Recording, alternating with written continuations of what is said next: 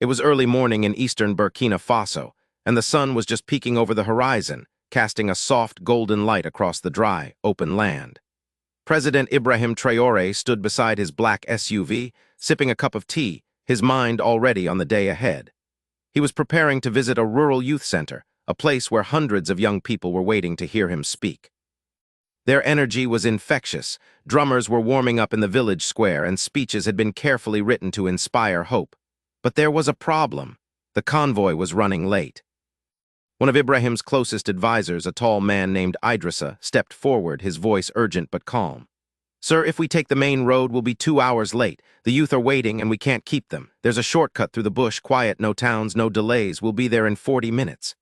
Ibrahim raised an eyebrow, his sharp eyes studying Idrissa. "Is the road secure?" he asked. Idrissa nodded quickly. "Yes, sir. Our men cleared it yesterday. I oversaw it myself." Karim, Ibrahim's trusted bodyguard, shifted uneasily. "I've never liked that road," he said. "It's too quiet, too empty." But Idrissa pressed on. "We have limited fuel and the people are counting on us. We need to move now." Ibrahim paused, his tea cooling in his hand. He trusted his instincts, but the thought of disappointing the youth weighed heavily. After a moment, he made his decision. "Fine," he said. "We'll take the shortcut." The convoy of 5 vehicles rolled out, 2 armed trucks in front, the president's SUV in the middle, and 2 more trucks behind.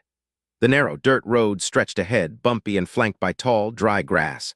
There were no signs of life, no homes, no goats, no smoke from cooking fires, just silence. For 30 minutes, everything seemed calm. The vehicles bounced along, dust trailing behind them.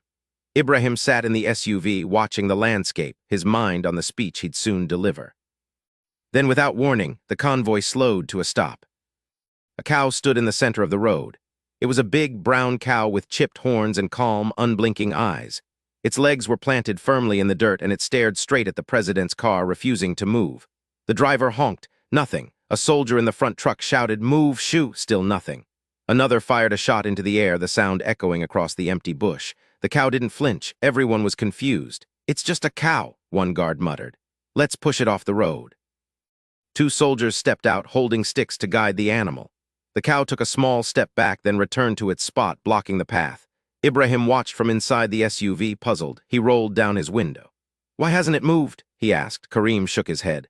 "It's acting strange, sir." Idrissa, growing impatient, spoke up. "Just drive around it. We're wasting time." The driver gripped the wheel, preparing to steer off the road, but something stirred in Ibrahim's heart, a heavy, uneasy feeling. He looked at the cow again. It wasn't scared. It wasn't running. It just stood there, perfectly centered. Then he said something that surprised everyone. "Stop the car." The driver froze, his hands still on the wheel. Ibrahim's voice was firm, cutting through the tension. "Check the ground under the cow," he said. Idrissa laughed nervously. "Sir, it's just a cow. We're already late." But Ibrahim's eyes were locked on the animal, its calm stare unwavering. "I said check the ground," he repeated, his tone leaving no room for argument. 2 soldiers approached cautiously, their boots crunching on the dry dirt. One knelt beside the cow, peering at the soil beneath its front legs. Suddenly, he scrambled back, his face pale. "Sir, there's something here," he shouted. The convoy went silent. Everyone rushed forward, crowding around the spot. Half buried in the ground, just inches under the cow, was a thin metal wire, barely visible. The soldier traced it carefully with his hand, then froze. "It's a mine," he whispered. "A landmine." Karim, the head bodyguard, pushed through the group, his eyes wide. "Not one," he said, his voice shaking. 3 mines, they're wired together." Gasps rippled through the soldiers. Radios crackled as orders were shouted. The road, which Idrissa had promised was safe, had been rigged to kill. The cow, standing exactly above the mines, had stopped the convoy just in time. Ibrahim stepped out of the SUV, his face unreadable. He looked at the cow, then at the ground, and finally at Idrissa. For the first time, he saw fear in his advisor's eyes. The silence was heavy, broken only by the faint buzz of radios. "We cleared this road yesterday," Ibrahim said slowly, turning to Idrissa. "You said you oversaw it." Idrissa nodded, sweat beading on his forehead. "Yes, sir, the security team found nothing, no danger at all." Karim knelt beside the wire, examining the dirt. "This was planted recently," he said, pointing to a fresh bootprint nearby. "The soil's still soft. This wasn't here yesterday morning." Ibrahim's eyes narrowed. "Someone knew we'd take this road," he said. Idrissa spoke quickly, his voice high. "Sir, maybe the enemy planted them, hoping anyone would pass by." But Ibrahim wasn't listening. He was watching Idrissa's hands, the way they twitched, the way his eyes darted. And then it hit him. Idrissa had pushed for this shortcut harder than anyone. "Why this road?" Ibrahim asked, his voice low. "We were supposed to take the main route through Qudig. Why did you insist?" Idrissa stammered. I just thought we'd save time, sir. You said we were late." Karim stood, his hand resting on his weapon. "This road isn't even on the official travel list," he said. "And you claimed to oversee the clearance yourself, didn't you?" Idrissa swallowed hard, his throat bobbing. "Yes, I did," he mumbled. Just then a motorbike roared up, carrying Siku, the commander of security operations. He jumped off, his face grim, and was briefed in seconds. He turned to Ibrahim. "Sir, may I speak to you alone?" They stepped aside, out of earshot. "I don't trust him," Siku said, nodding toward Idrissa, "and you won't like what I just found." Ibrahim's jaw tightened. "Tell me." Siku lowered his voice. One of the private security officers assigned to Idrissa was caught sending a location ping to an unknown number. "We traced it. It connects to a satellite uplink owned by a foreign military firm." Ibrahim's face hardened. He glanced back at Idrissa, who was now pretending to check his phone, his hands shaking. "He led us to this road," Ibrahim said, "and someone made sure mines were waiting." Siku nodded. "This wasn't an accident, sir." Before they could say more, a soldier near the cow shouted, "It's moving!" Everyone turned. The cow stepped aside slowly, quietly, and began walking into the bush. It was as if its work was done. No one followed it. No one understood it. But deep down, everyone felt it. That cow had saved them. Ibrahim turned to his men, his voice cold. "Search every inch of this road, every root, every tree, and arrest Idrissa. Don't let him speak to anyone." The soldiers moved fast. Idrissa tried to protest. "Mr. President, I swear I don't know," but Ibrahim raised a hand, silencing him. "You wanted me on this road. You said it was safe. You promised." He leaned closer, his voice a whisper. "But that cow saved me before you could kill me." Idrissa's face went pale.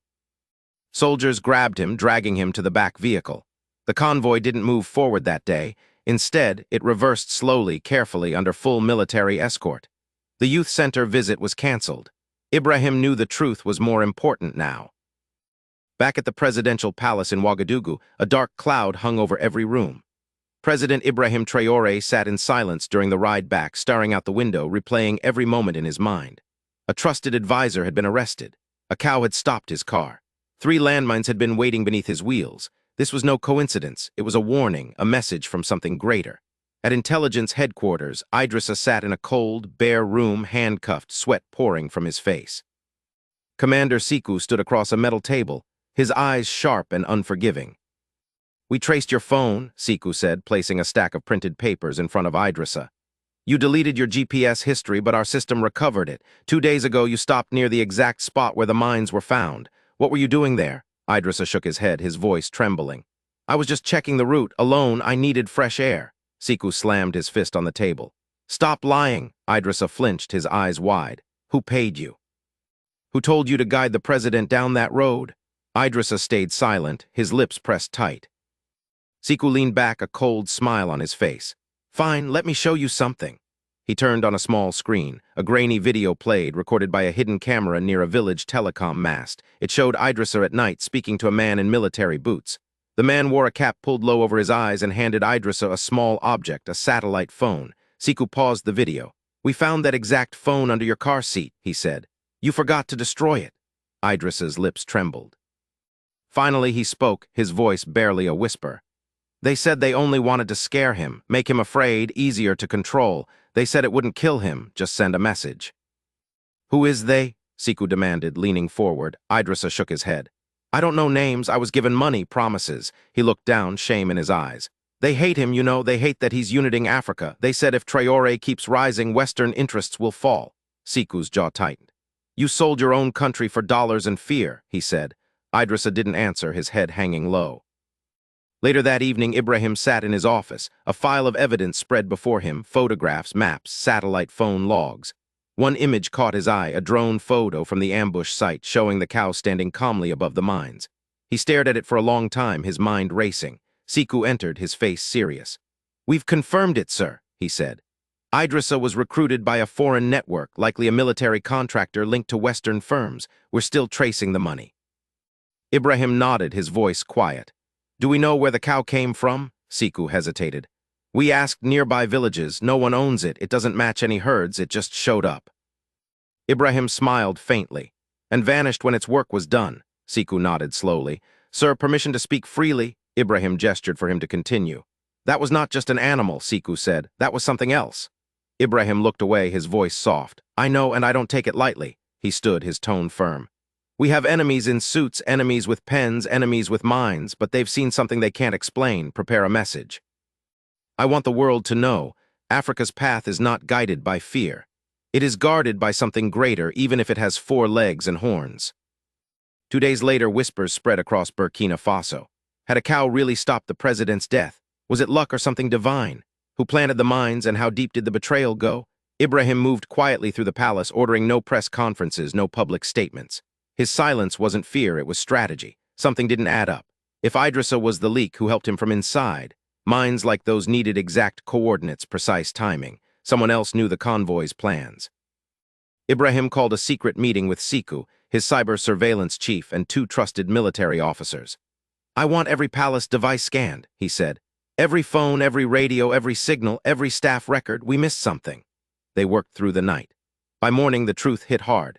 A tablet belonging to a security camera supervisor named Lieutenant Dwamba contained hidden files, audio logs, text conversations, and one labeled Giraffe Track version 5. Inside was live tracking data of the president's vehicle, shared in real time until the cow blocked the road. They were watching your movements like a map, the cyber chief said. They knew every turn. Dwamba, a quiet, well-liked logistics officer, had worked at the palace for 6 years. No one suspected him. When arrested, he confessed immediately.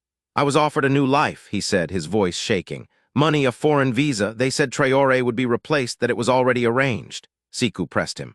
Who? They? Dwamba hesitated, then muttered. People connected to security firms from abroad. One was American. He had a badge that said Langley Group Support. Siku's blood ran cold. This wasn't just an inside job, it was an international plot. In the presidential quarters, Ibrahim sat alone, a small notebook in his hands. He wrote one sentence. They tried to end my life with my own people, but something greater stood in their way. Then he stood, his mind clear. That night he ordered a last-minute broadcast. Millions across Burkina Faso tuned in, as did viewers in Mali, Niger, and even curious watchers in Europe and America. When Ibrahim appeared on screen, his voice was calm but strong, his words sharp like a blade. I was nearly killed this week, he began. Not by war, not by rebels, but by people in suits who smile while planting explosives on our roads. They sent traitors into our palace. They bought our brothers with foreign money. They plotted my death using my own convoy, my own advisor. He paused, letting the words sink in.